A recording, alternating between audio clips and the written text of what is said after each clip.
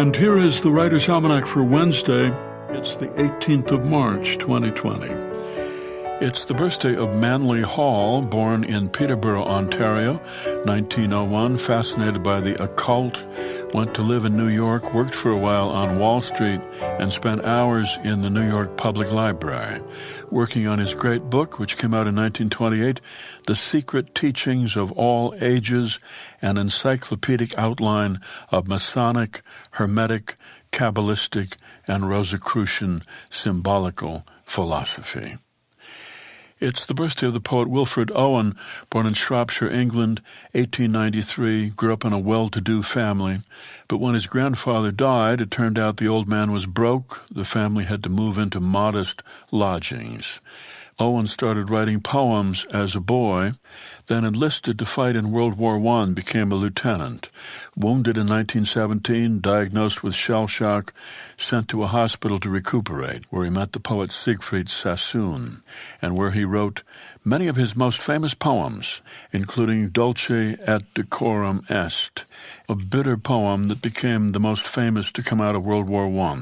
The next year he went back to battle, and he was killed at the age of 25.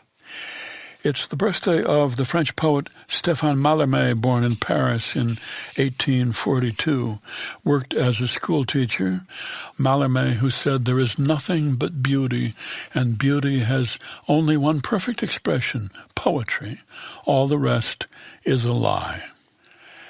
And it's the birthday of John Updike, the novelist, born in Reading, Pennsylvania, 1932, majored in English at Harvard, wrote for the Harvard Lampoon, did cartoons as well, got married, sold a short story to the New Yorker, went off to England with his wife and daughter, and then came back to New York, worked for 2 years at the New Yorker writing Talk of the Town pieces.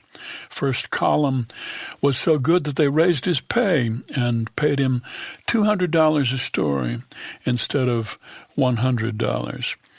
He and his wife then had a second child, and they left the city for a house in Ipswich, Massachusetts.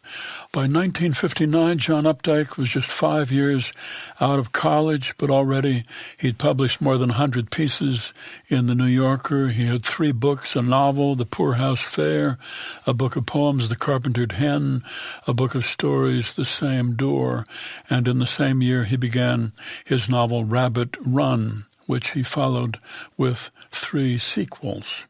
By the time he died in 2009, he'd written more than 50 books, including 22 novels. John Updike said, "No amount of learned skills can substitute for the feeling of having a lot to say, of bringing news, memories, impressions, and emotions from your first 20 years on Earth are most writers' main material. Little that comes afterward is quite so rich and resonant. By the age of 40, you have probably mined the purest veins of this precious load. After that, continued creativity is a matter of sifting the leavings." Here's a poem by Joyce Sutphen, Tango for Ellie.